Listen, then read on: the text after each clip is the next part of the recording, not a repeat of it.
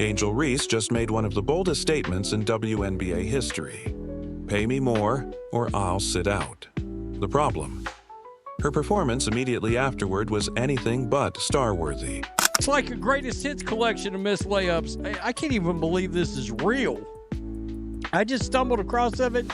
There's 2 different videos now floating around out there, and it's unbelievable. Some might even call it a masterclass in missing shots, a true bricklaying clinic. It's almost unreal. Multiple clips are now circulating, and it's hard to believe. Because I'm hearing, like, yeah, they don't give us, if y'all don't give us what we want, like, we sit out. That's a possibility. I guarantee you, the intelligent folks, and there are plenty in the WNBA, are saying, well, you two, it's just shut up. Sit out. Girl, y'all benefited from everything. Y'all youngins benefited from NIL. What does that mean? We deserve more. While demanding superstar money on her podcast, Reese followed up with a lackluster performance, going 5 for 13 in her next game, including one shot that hit the bottom of the backboard.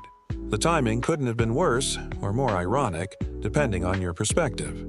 I love how y'all have selective hearing. I said I'm hearing if they don't give us what we want, we sitting out. And that's the truth. Good. This is the same person that literally said she didn't know what her WNBA salary was and that it didn't even cover her rent. Let's break it down. If y'all don't give us what we want, we sitting out.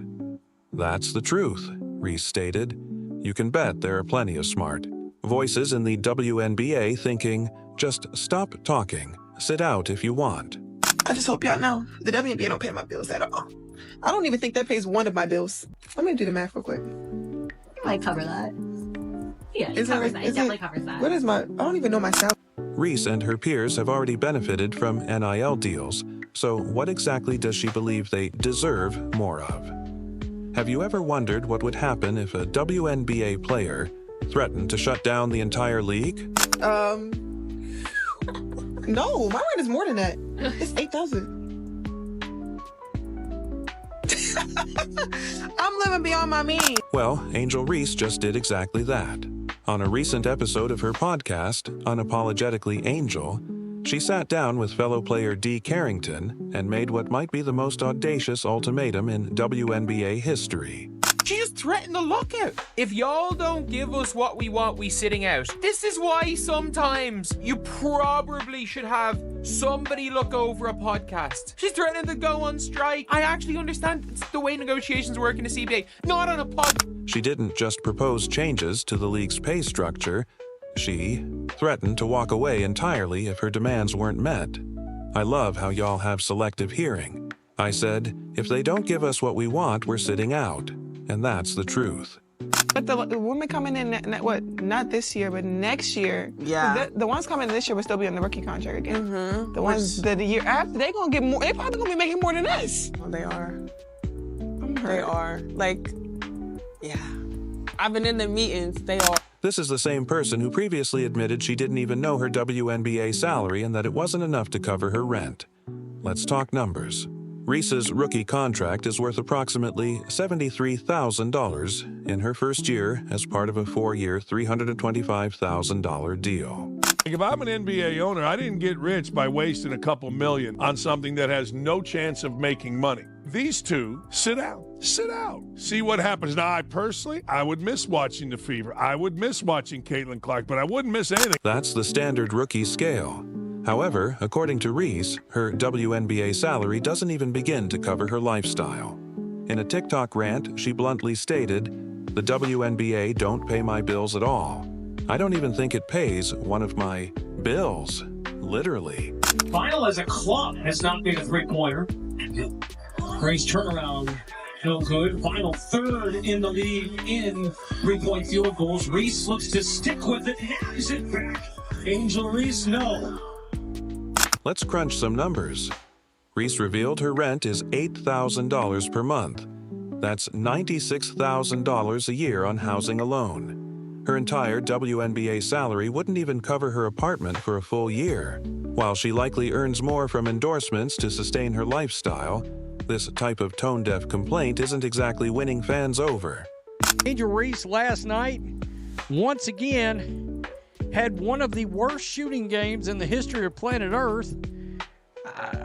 for what's supposed to be a big.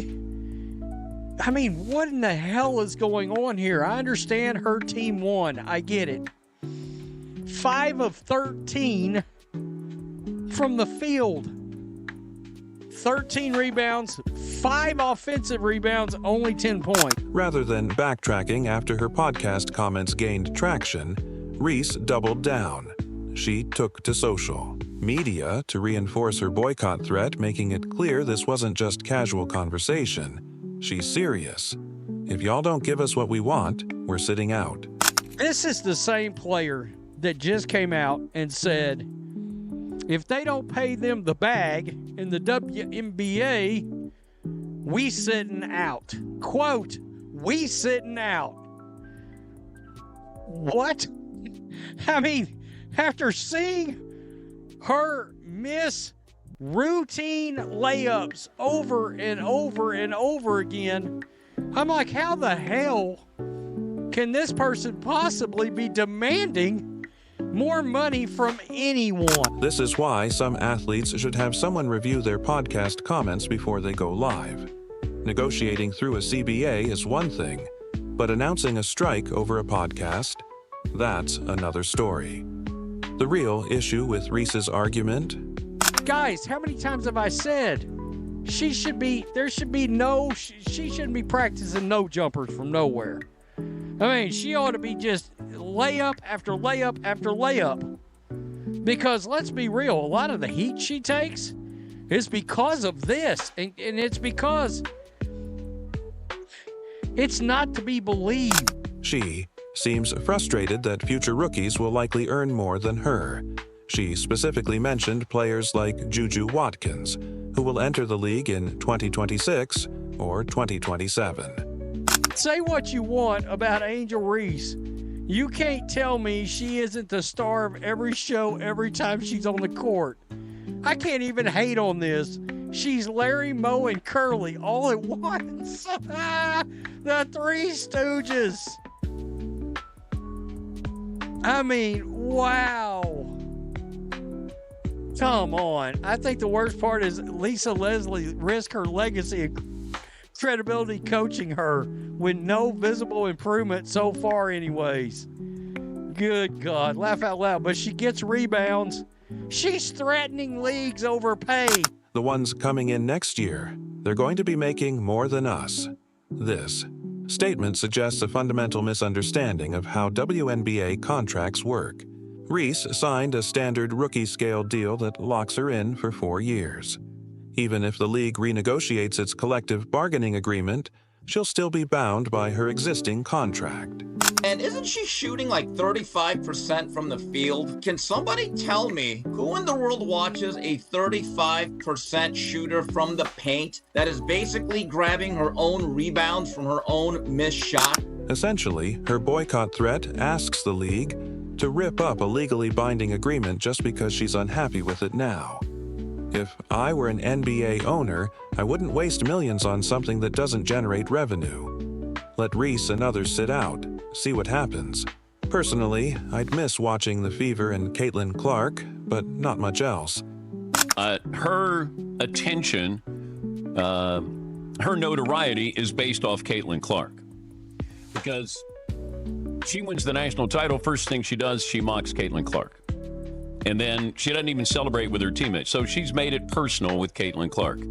Then she's played off of that. Despite record viewership and attendance last season, the WNBA still lost approximately $40 million. The financial foundation simply isn't there for mid-contract renegotiations. You lost $40 to $50 million. You know who would celebrate you sitting out? The NBA, so they wouldn't have to subsidize you anymore. When you make bold demands, you need the performance to back them up. Yes, it is unrivaled. It is also unwatched. Look, let's be honest. We can sugarcoat it all you want, but if you don't have Caitlyn Clark playing women's basketball, or if you're not the NCAA tournament playing women's basketball, you got nothing. Zero zip, nothing. Does Angel Reese's on-court production justify special treatment? Should a player shooting 39% from the field and struggling with layups be an exception to the league's salary rules? Reese's next game was a disaster.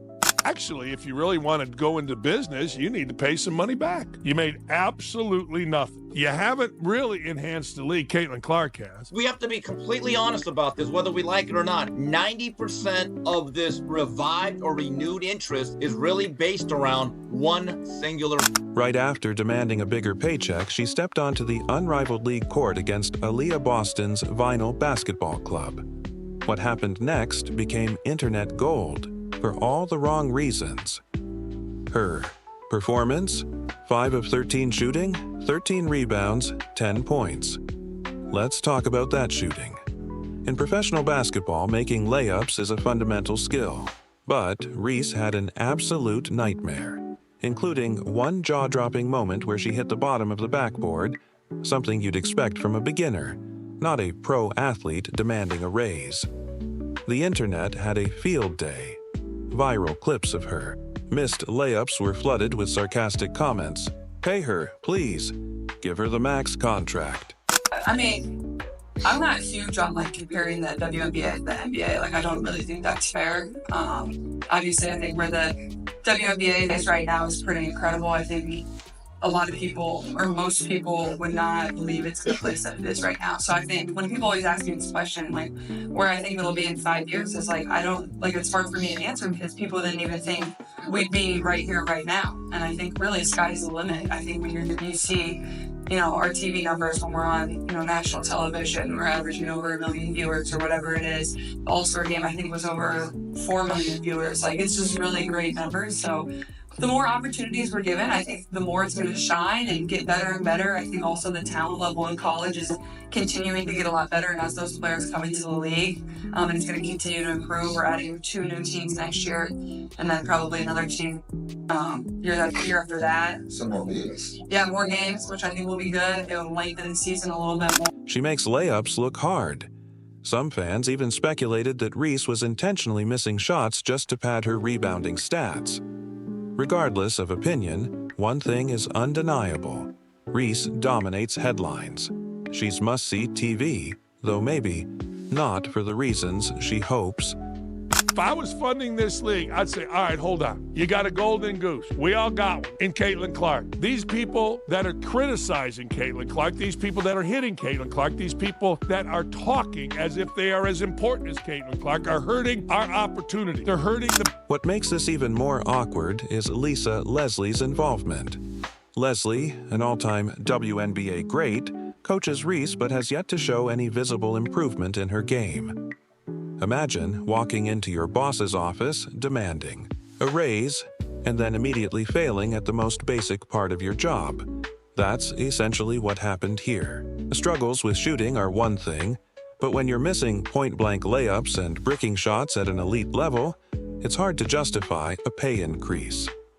Reese keeps talking about her value to women's basketball, but when viewership numbers drop from 300,000 to under 100,000, maybe the focus should be on perfecting layups rather than negotiating contracts. She insists she deserves more credit for the WNBA's rising popularity. But who's really driving the numbers? The answer is clear: Caitlyn Clark. When comparing their impact, Clark's games consistently draw larger crowds. She doesn't demand recognition. She earns it. The reason we're watching women's basketball isn't just one person. It's me, too.